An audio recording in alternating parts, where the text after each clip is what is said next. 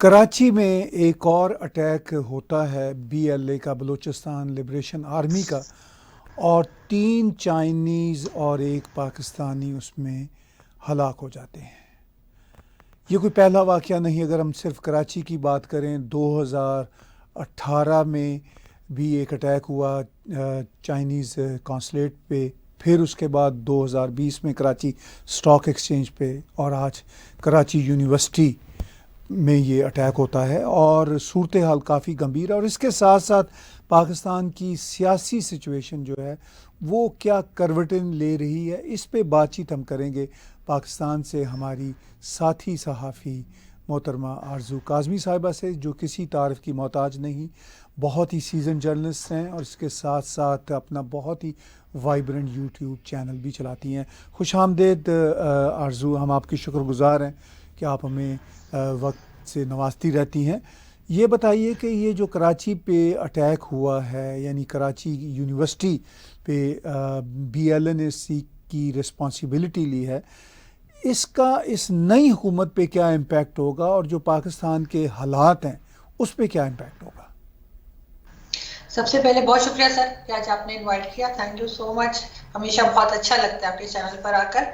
और सर बिल्कुल इसका बहुत ही बुरा इम्पैक्ट पड़ेगा। और जैसा कि ये भी देखने में आया है कि आज जो एक सुसाइड बॉम्बर वो फीमेल आपने देखा होगा कि है, और उसकी पिक्चर्स भी आ रही हैं, वीडियोस भी आ रही हैं। तो ये चीज़ अब लोग यही कहेंगे कि काफ़ी ज़्यादा आगे बढ़ चुकी है। और जो हम एक ज़माने में निकल आए थे कि हमारे यहाँ ब्लास्ट नहीं हो रहे थे और सुसाइड बॉम्बर्स वगैरह का चक्कर खत्म हो गया था, वो लगता है कि फिर से शुरू होने जा रहा है। अब इसमें कई चीजें आ सकती हैं। सी पैक वैसे तो कहने के लिए तो बंद पड़ा है, लेकिन चाइना के साथ जो टर्म्स हैं वो खराब करने की भी कोशिश की जा रही है। हालांकि हमारे तो अब वही है कि वो हमारा बॉस है, उन्होंने कई चीजें हमारी जो है मॉर्गेज हमने कर रखी है, लेकिन फिर भी ये चीज जो है ये बढ़ रही है। और इसकी एक खास मुझे जो लगता है रीजन वो यही है कि जो भी पॉलिटिकल पार्टी पावर में आती है वो सबसे कम जो है वो बलूचिस्तान की तरफ देखती है, चाहे वो इमरान खान रहे हो या इमरान खान से पहले की गवर्नमेंट्स रही हो। इनका सारा फोकस जो है वो पंजाब की तरफ होता है या सिंध में थोड़ा बहुत, क्योंकि जाहिर है कराची जो है वो मेन सिटी है, बिजनेस सिटी है। और बलूचिस्तान को ये इतनी अहमियत नहीं देते और ना ही ये केपीके को देते हैं। वहाँ के लोगों को बहुत शिकायतें हैं और कई बार वहाँ के हजारा के लोग तो आप जानते हैं कि डेड बॉडीज लेकर बैठ भी चुके हैं रोड के ऊपर, और बहुत उन्होंने प्रोटेस्ट किया जिसपे इमरान खान ने कहा था कि वो मुझे ब्लैकमेल नहीं कर सकते, ये अल्फाज इस्तेमाल किए गए थे उनके लिए। तो ये चीजें थोड़ा थोड़ा करके चलती हैं, लेकिन एक जगह जाके काफी ज्यादा बढ़ जाती हैं।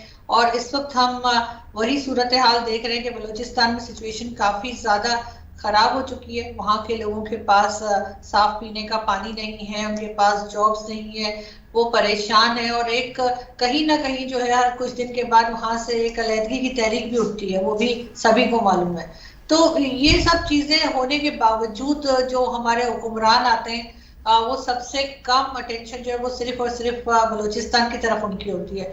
यही वजह है शायद कि हम इस तरह के अटैक्स बढ़ते हुए देख रहे हैं। और पहले तो नॉर्थ वजीरिस्तान और इस किस्म के फाटा और दूसरी जगहों पे हम देख रहे थे, लेकिन अब वो मेन सिटीज तक आ गए हैं, जो कि टाइम पे कुछ साल पहले भी आ गए थे। और लाहौर और कराची और जितनी बड़ी सिटीज है वहां पे हम ये सब कुछ होता हुआ देखते हैं। और अभी भी लोगों का यही कहना है कि शायद ये ब्लास्ट और धमाके मजीद और बढ़ेंगे, और इनको रोकने के लिए जो है वो काफी इनको मेहनत करनी पड़ेगी, गवर्नमेंट को बहुत मुश्किल होगी। लेकिन फिलहाल ये लोग आउट ऑफ कंट्रोल नजर आ रहे हैं।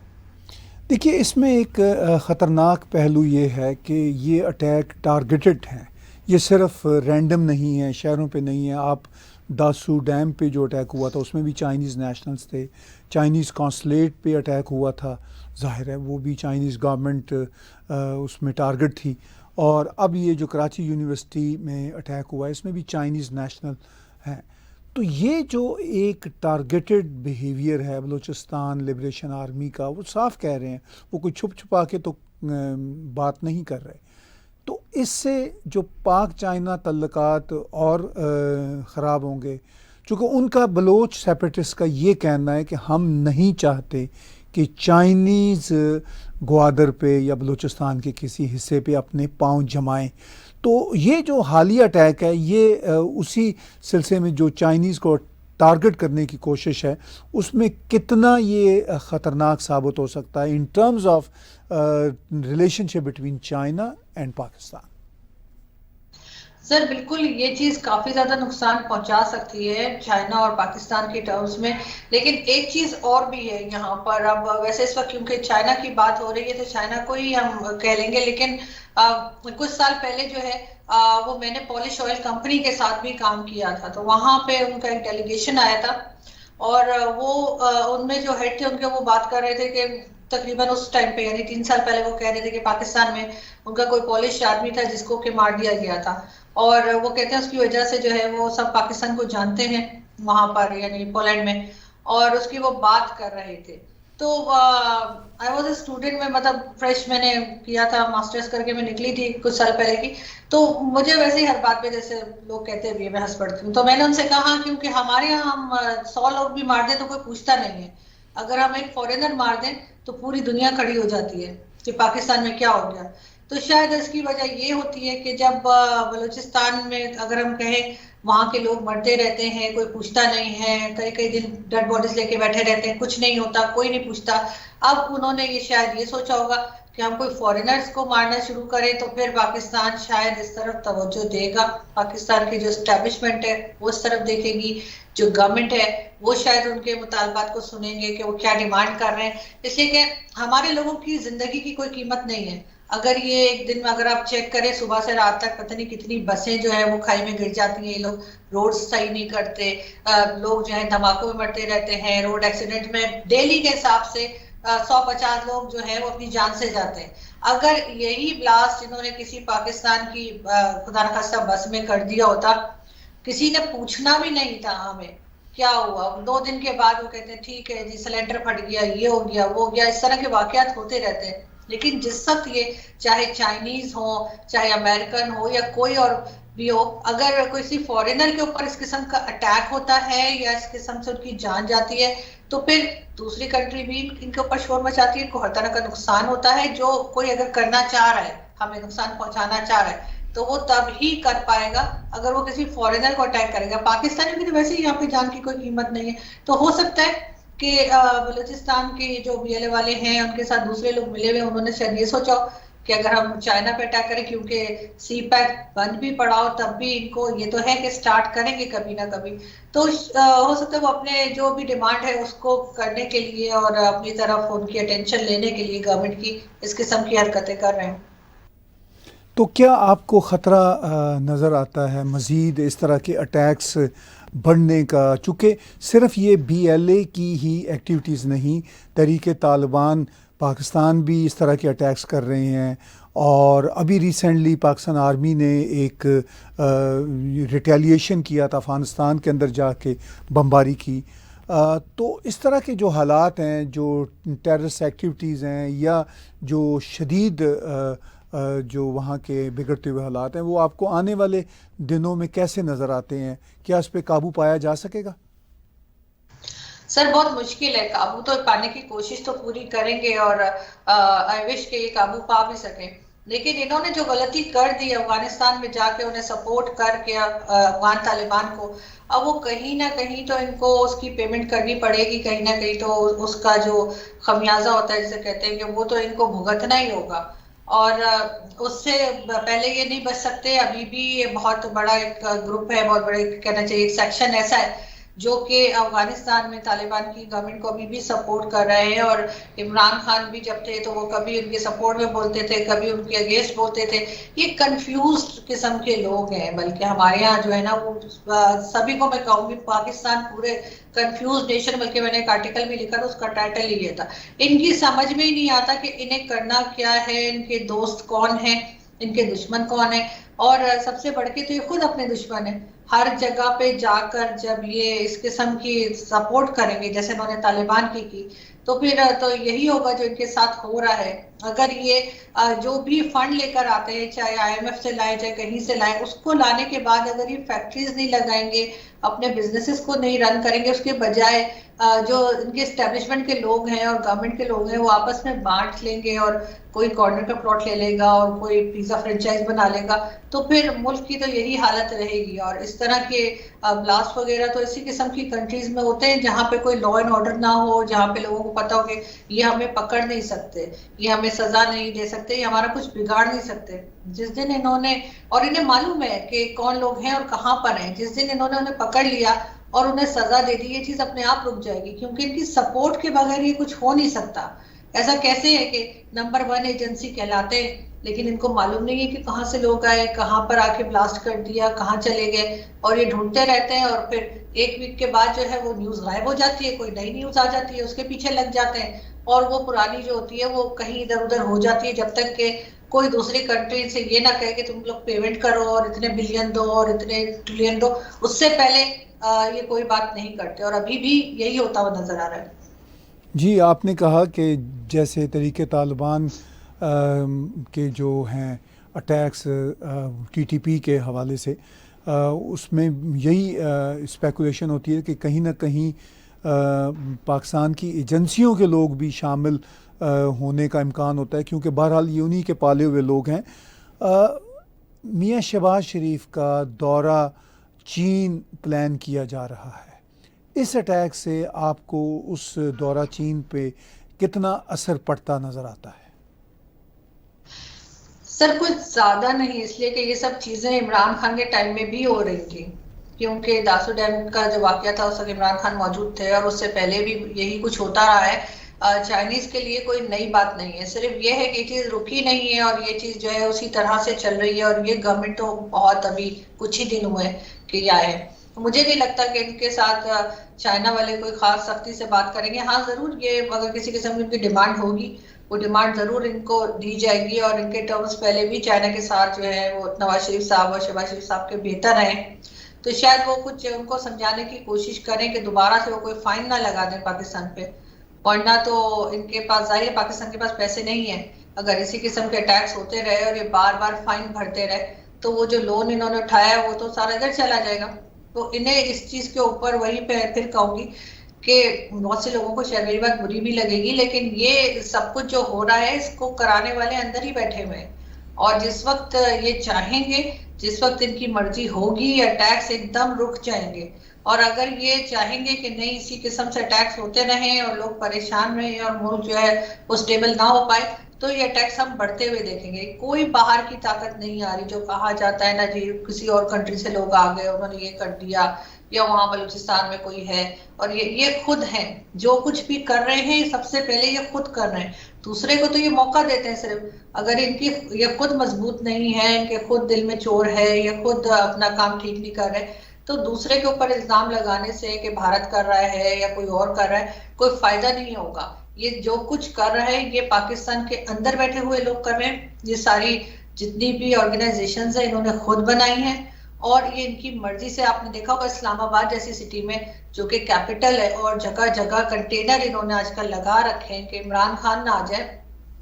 वही जो पहले होता था हमेशा कंटेनर्स से ब्लॉक कर देते हैं, उस जगह पे ये जब चाहते हैं टीएलपी वाले आके बैठ जाते हैं और उठते नहीं है, और उसके बाद जब ये कहते हैं एक इशारा करते हैं और वो पैसे लेकर चले जाते हैं। ये बात जो है उसकी पिक्चर्स भी मौजूद है, वीडियोस भी मौजूद है, लोग देख सकते हैं, चेक कर सकते हैं। तो ऐसा कैसे हो जाता है कि वो इनकी मर्जी से आते हैं और वो एकदम उठकर चले जाते हैं, जहाँ पे कोई अंदर नहीं आ सकता है सिटी में इतना ज्यादा, क्योंकि यहाँ पे एम्बेसीज भी हैं, यहाँ पे पार्लियामेंट भी है और सारे पार्लियामेंटेरियंस भी हैं, तो यहाँ पे बहुत ज्यादा जो है सख्ती की जाती है, जो कि हर कैपिटल में शायद होती होगी। तो इसी तरीके से ये जो कराची का वाकया हुआ है, इसके भी इनको मालूम होगा कौन लोग हैं, कहाँ से आए हैं, कैसे आए हैं, किसने भेजे, और कहाँ रहते हैं, कहाँ होते हैं। ये अगर चाहें तो ये एक दिन में उनको पकड़ सकते हैं, और वरना फिर ये अपने आप को नंबर 1 एजेंसी कहना बंद कर दें कि जी हमें तो कुछ पता ही नहीं लगता कौन आया, क्या किया उसने, कहाँ पे ब्लास्ट किया और गायब हो गया। अगर फिर ये कहें कि ये किसी काबिल नहीं है, लेकिन अगर इनको पता होता है तो फिर ये पकड़े, और अगर ये नहीं पकड़े तो फिर ये इनके साथ मिले हुए हैं। देखिए जो पाकिस्तान में डिफरेंट ग्रोह हैं, जैसे तहरीक लब्बैक है, तहरीक तालिबान पाकिस्तान है, हाँ। उनके हवाले से तो आरजू हम समझ सकते हैं कि उनके रिश्ते नाते इस्टेब्लिशमेंट के लोगों के साथ रहे हैं या शायद अभी भी हों। मगर बलूचिस्तान लिबरेशन आर्मी की जब बात आती है तो वो बहरहाल उनके साथ ताल्लुकात नहीं है। बदकिस्मती से होता ही है कि कुछ लोग अटैक इस तरह के करते हैं, फिर ये मासूम लोगों को पकड़ लेते हैं, चूँकि जो जो अटैक करते हैं वो ख़ुद तो मारे जाते हैं या वो इनके काबू में नहीं आते, लेकिन फिर ये मासूम लोगों को पकड़ लेते हैं और वो मिसिंग पर्सनस का जो नंबर है वो बढ़ता चला जाता है। तो अब आप ये बताइए कि इस वक्त की जो कोलिशन गवर्नमेंट है उसमें सभी ग्रोहों के लोग शामिल हैं। आप कितनी तवक्को करती हैं कि शहबाज शरीफ की ये जो कोलिशन गवर्नमेंट है ये बलोच जो हैं उनको कितना कन्विंस कर सकते हैं, चूँकि उनके साथ बलोच भी हैं मगर वो बलोच नहीं है जो सेपरेटिस्ट हैं। तो क्या इनडायरेक्टली कोई मैसेज दे सकते हैं कि कोई आप उनके मसाइल हल हो जाएंगे, वो ऐसा ना करें? तो आपको ऐसा नज़र आता है इस गवर्नमेंट में कोई ऐसी पावर या कोई ऐसा मैंडेट? सर मेरे ख्याल है कोशिश जरूर करेंगे, क्योंकि अभी जो गवर्नमेंट आई है वो बड़ी मुश्किलों से और बड़ा जैसे कहना चाहिए एक ऐसे एनवायरनमेंट में आई है जो उनके अपने लिए फ्रेंडली नहीं है, क्योंकि पीपल्स पार्टी और पीएमएलएन साथ बैठी हुई है जो कि एक बड़ी अजीब सी चीज है। मगर फिर भी ये लोग आए हैं, साथ काम करने का कह रहे हैं और कोशिश कर रहे हैं। तो मेरे ख्याल है सबसे पहले इनको बलूचिस्तान के ऊपर ही तवज्जो देनी होगी।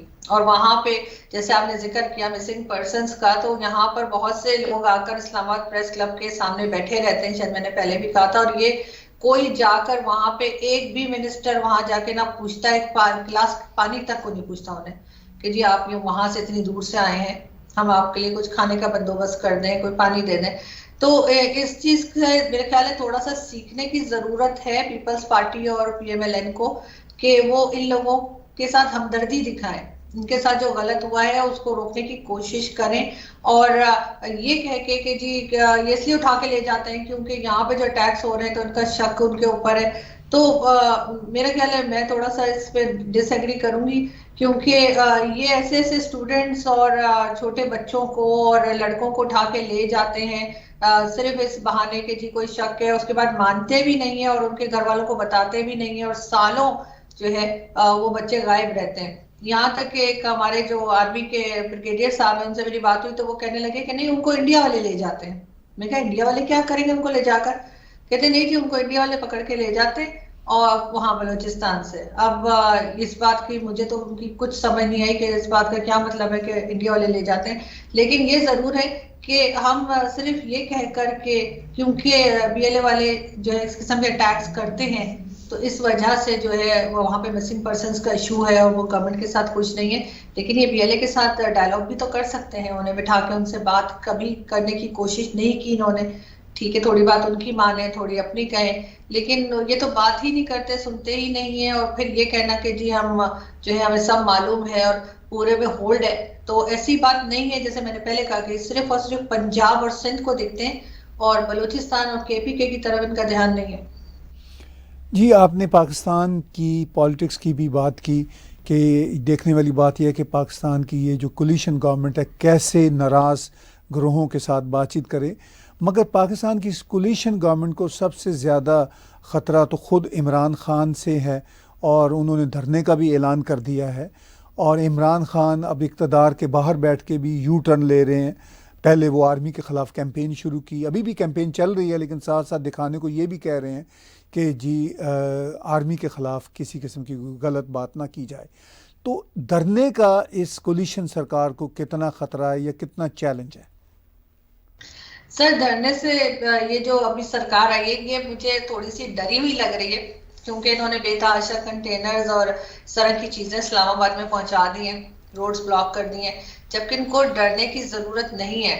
इमरान खान साहब की जो परफॉर्मेंस रही है एज अ प्राइम मिनिस्टर वो सभी ने देखी है, सभी को मालूम है कि वो हर फील्ड में जो है जाके नाकाम हुए हैं, फेल हुए हैं। तो इनको इतना डरना नहीं चाहिए। वैसे भी इनकी थोड़े दिन की गवर्नमेंट है, उसके बाद तो इलेक्शंस हो ही जाने हैं। और अब तो ख्वाजा आसिफ जो पीएमएलएन के हैं उन्होंने भी कहा है कि इलेक्शन हो जाने चाहिए, मौलाना फजलुर रहमान ने भी कहा है कि इलेक्शंस हो जाने चाहिए। तो इसका मतलब है कि ये जो कोलिशन की गवर्नमेंट आई है, जो कि हमेशा ही कोलिशन की गवर्नमेंट होती है, कभी भी सिंगल पार्टी गवर्नमेंट तो कभी बनते देखी नहीं, लेकिन उनमें जो सब लोग हैं, जो मेजोरिटी यानी के पास है, बड़ी पार्टीज जो है वो सभी अब कह रही हैं, तो इनको कुछ टाइम के बाद, मेरे ख्याल है ऑलमोस्ट 1 साल के बाद शायद इनको इलेक्शंस तो करवाने ही होंगे। मगर अगर ये बताएंगे कि ये इमरान खान से घबरा रहे हैं, डरे हुए हैं, जिसके लिए इन्होंने रोड ब्लॉक कर दिया, अगर वो आना चाहते हैं और वो वहां पे धरना देना चाहते हैं जहां वो पहले बैठे थे डी चौक पे, मेरे ख्याल उनको आने देना चाहिए। पहले भी बैठे थे, क्या हो गया था? नवाज शरीफ साहब की गवर्नमेंट उनके कंटेनर से चढ़ने पे या उतरने पे तो नहीं गई थी, वो तो बाद में जो कुछ हुआ था कोर्ट के जरिए वो था, लेकिन जितने दिन इमरान खान 126 डेज बैठे रहे उससे वो गवर्नमेंट तो नहीं गिरा सके थे। और अभी तो उनकी पोजीशन पहले से वीक हो गई है, अब लोगों को जो है वो उस तरह की सपोर्ट नहीं है उन्हें जो पहले थी, और अगर ये इस तरह से कंटेनर्स लगाएंगे और उन्हें रोकने की कोशिश करेंगे तो फिर इनकी कमजोरी नजर आएगी, ऐसा लगेगा ये डर गए। तो मुझे नहीं लगता कि इस तरह का कुछ हो पाएगा, और इमरान खान सिर्फ अपना और मुल्क का वक्त जाया कर रहे हैं, इसके अलावा कुछ नहीं। इसलिए कि अगर उन्होंने रहना होता तो एस्टेब्लिशमेंट उनको अभी हटाती ना, क्योंकि वो एस्टेब्लिशमेंट के ही तो लाए हुए थे, वो कौन सा वोट लेकर आए थे या उनको पब्लिक तो नहीं लाई थी। जी, आपने कहा कि इमरान खान को इस्टेब्लिशमेंट लाई थी, मगर इस्टेब्लिशमेंट के तो वो ख़िलाफ़ हो चुके हैं इस वक्त, और ख़िलाफ़ एक सतह पे ख़िलाफ़ हो चुके हैं, दूसरी सतह पे वो ये भी कह रहे हैं कि नहीं, आपके साथ हमारी कोई लड़ाई नहीं है। तो सिचुएशन जो पाकिस्तान के इस वक्त के हालात हैं, जो पॉलिटिकल हालात हैं, वो हमें 2-3 हफ्ते पहले नज़र आए कि बहुत ख़तरनाक हैं। यहाँ तक लगा कि जैसे कोई खाना जंगी कराना चाहते हैं इमरान खान, या इवन मार्शल लॉ लाना चाहते हैं। वो वाली फ़ज़ा अब आपको कैसे दिखती है? नहीं, वो चीज आहिस्ता आहिस्ता करके सर ऑलमोस्ट काफी कम हो गई है, और इमरान खान सिर्फ खुद पावर में आना चाहते हैं, इसके अलावा कुछ नहीं। और उसमें भी क्योंकि उनको एक बहुत बड़ा खतरा जो लग रहा है, उनको पता नहीं किसने ये कह दिया था कि आप 2028 तक रहने वाले हैं, तो वो काफी मुतमईन थे। लेकिन अब उनको ऐसा लग रहा है कि जो करप्शन के केसेस उनके खिलाफ खुलेंगे तो उसमें उनको जेल जाना पड़ेगा। और इमरान खान को कभी जेल शायद जाना पड़ा नहीं है, एक आध दफा के अलावा, वो भी कुछ ही दिनों या घंटों के लिए, तो उस चीज से वो घबरा गए। फरा गुज्जर का केस है, मेडिसन का केस है, फॉरेन फंडिंग का केस है, तो वो हर तरह के केसेस जो है उससे निकलने की कोशिश कर रहे हैं। मजहब कार्ड भी मुसलसल रिलीजियस कार्ड खेल रहे हैं, और उनकी ये भी कोशिश है कि किसी तरीके से जो एस्टेब्लिशमेंट का एक सेक्शन उनका साथ दे रहा है, असल में उसमें ऑलरेडी जैसे कहना चाहिए कि 2 हिस्से बन चुके हैं उनके एस्टेब्लिशमेंट के, एक जो है वो बाजवा साहब का है और दूसरा इमरान खान का साथ दे रहा है। तो उनकी कोशिश है कि किसी तरीके से वो हिस्सा जो है वो मजबूत हो जाए, ताकि खान साहब को दोबारा ले आए और उनका खास तौर पे फॉरेन फंडिंग केस जो है उसमें से उनको निकाल लिया जाए। उससे ये होगा कि अगर वो वापस नहीं भी आते अभी फौरी तौर पे, तो कम से कम उनको जेल नहीं जाना पड़ेगा। मगर उस चीज से लोग काफी परेशान हो रहे हैं, उसको डिले कराने के लिए भी एप्लीकेशंस दी जा रही हैं।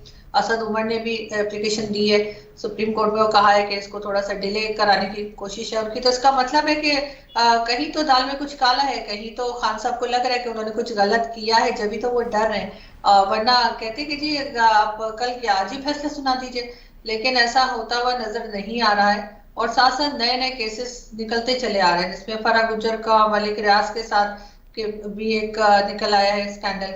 इसके अलावा वो जो इतराजात कर रहे हैं कि शहबाज शरीफ साहब जो है वो इतने सारे लोग लेके सऊदी अरब जा रहे हैं, तो जब खान साहब खुद गए थे और इतने लोगों को ले गए थे अपने साथ, अपनी बीवी को, उनके पिछले हस्बैंड को और बच्चों को, तो वो सब चीजें भी लोग सोशल मीडिया पर लगा रहे हैं। और आजकल ये अच्छा है कि अगर कोई कुछ कहता है तो उसके खिलाफ भी काफी चीजें जो है वो लोगों को देखने को मिल जाती हैं।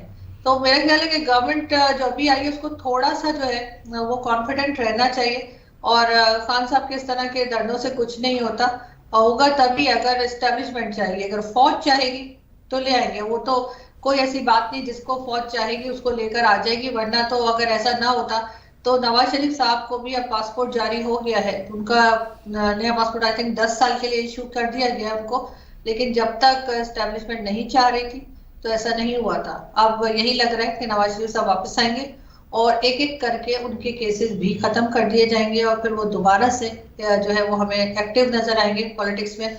और काफी चीजें जो है वो उसी डगर पे चली जाएंगी जहां पहले थी इमरान खान से पहले। क्योंकि उस वक्त फिर भी काफी कुछ संभला हुआ था, चाहे जैसा भी था इससे तो बेहतर ही था जो अभी सिचुएशन है। तो मेरे ख्याल एस्टेब्लिशमेंट के अपने भी जो है वो प्रॉब्लम उनको हो गई, उनके अपने फंड्स भी अगर नहीं आएंगे तो वो खुद अपने खर्चे कैसे चलाएंगे जिसकी उनको आदत पड़ चुकी है। तो इसलिए भी उनकी कोशिश है कि कोई ऐसा है जो मुल्क का इंप्रेशन थोड़ा सा बेहतर हो। और जाहिर है ये लोग क्योंकि कारोबारी हैं, सब बिजनेस माइंडेड है, जितने भी PMLN के हैं या पीपल्स पार्टी के हैं, तो वो जरूर कोई ऐसा काम करेंगे जिससे कि बिजनेस शुरू हो, ट्रेड शुरू हो, चाहे वो भारत के साथ ही क्यों ना हो। आखिर में आपसे ये जानना चाहेंगे कि इमरान खान की जब सरकार अभी पीछे कुछ हफ्ते पहले गिरी थी, तब उनका ये ख्याल था कि वो बहुत पॉपुलर हो गए हैं। फिर उसके बाद उन्होंने जलसे किए, तो लाहौर के जलसे तक आते आते तादाद लोगों की कम हो गई। और फिर अगरचे उन्होंने धरने का ऐलान किया है कि ईद के बाद वो शुरू करेंगे, लेकिन साथ साथ उन्होंने यू टर्न भी लिया है कि जी फ़ौज के ख़िलाफ़ हम अब कोई बात नहीं करेंगे। इस सूरत हाल में आपको क्या दिखता है कि इमरान खान को अब अगले इलेक्शन में जीतने के इम्कान कुछ कम नज़र आना शुरू हुए हैं? पहले तो उनका ख्याल था कि मैं बहुत पॉपुलर हुआ हूँ तो शायद मैं फ़ौरन जीत जाऊँगा, तो इलेक्शन कमीशन के ख़िलाफ़ भी वो बोलना शुरू हो चुके हैं। और क्या आपको लगता है कि अगला इलेक्शन जब भी हो, इमरान खान के क्या चांसेस हैं और क्यों अब वो इलेक्शन कमीशन के ख़िलाफ़ भी बोलना शुरू हो चुके हैं?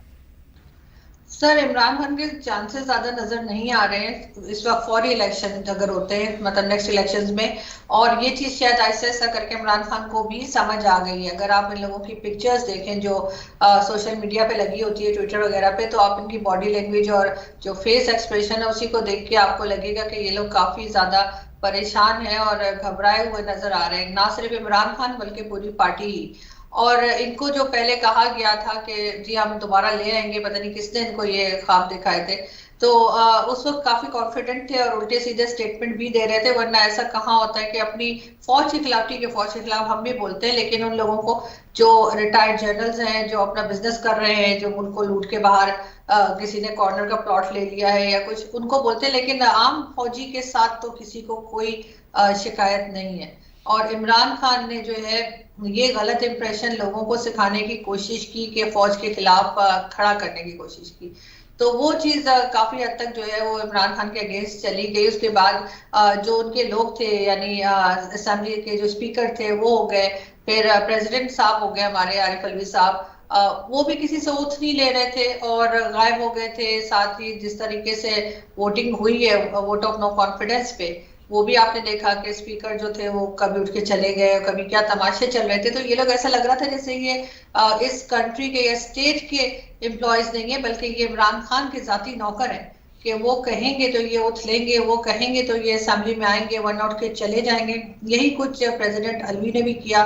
और फिर मेरे ख्याल है उनके भी वो सॉफ्टवेयर अपडेट किया गया और उसके बाद उन्होंने कहा नहीं मैं इस गवर्नमेंट के साथ मिलकर चलूंगा और साथ काम करूंगा।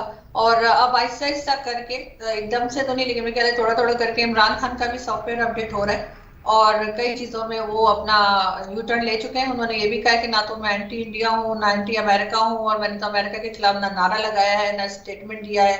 उसके बाद वो फौज के टाइम पे भी वो मुकर गए और उन्होंने कहा नहीं मैं तो फौज के खिलाफ भी नहीं हूँ। लेकिन जो चीज उनके फॉलोअर्स कर रहे हैं, थोड़े बहुत जो रह गए उनके साथ 20-25%, उनकी अलबत्ता स्टेटमेंट्स आते रहते हैं, उनकी वीडियोस जो है लगती रहती हैं। लेकिन ये एक बड़ा खतरनाक किस्म का ट्रेंड इमरान खान ने चलाया था और इससे जो है वो कंट्री को बहुत ज्यादा डैमेजेस हो सकते थे, जिससे कि अभी तक तो शुक्र से बचा लिया गया। लेकिन ये कि इमरान खान को आहिस्ता आहिस्ता इनका सिर्फ कुछ हल नहीं है, सिर्फ और सिर्फ इनका सॉफ्टवेयर अपडेट किया जाएगा और ये धरने के बाद जो है इनका ड्रॉप सीन होता हुआ नजर आ रहा है। ये आखिरी इनका होगा जो ये धरने पे बैठेंगे और उसके बाद ये उठकर जो है बनी गाला जाएंगे या फिर लंदन। बहुत शुक्रिया आरजू काज़मी साहिबा आपके वक्त देने का, और आने वाले दिनों में आपसे बातचीत होती रहेगी और पाकिस्तान में जिस तरह की भी सूरत हाल डेवलप होती है आप हमारे व्यूअर्स को अपडेट करती रहिएगा। बहुत बहुत शुक्रिया। Thank you so much sir. Viewers, बातचीत सुनी आपने आरजू काज़मी साहिबा की। उन्होंने हमें पाकिस्तान की सियासी सूरत हाल के हवाले से बताया और इसके साथ साथ कराची यूनिवर्सिटी पर जो BLA का हमला हुआ उसके तनाज़र में भी हमें आगही दी। आज का बिला तकल्लुफ़ तजिया मेरे साथ और आरजू काज़मी साहिबा के साथ देखने और सुनने का बहुत शुक्रिया। आप हमारा यूट्यूब का चैनल सब्सक्राइब कीजिए और इसी चैनल में राइट साइड पर डोनेट के बटन को क्लिक करेंगे तो आप हमें कंट्रीब्यूट कर सकते हैं पेपॉल के ज़रिए, क्रेडिट कार्ड के ज़रिए या पैट्रियन के ज़रिए। आपका बहुत बहुत शुक्रिया। आप टैग टीवी को देखते रहते हैं और आप हमारे चैनल को भी सब्सक्राइब कीजिए।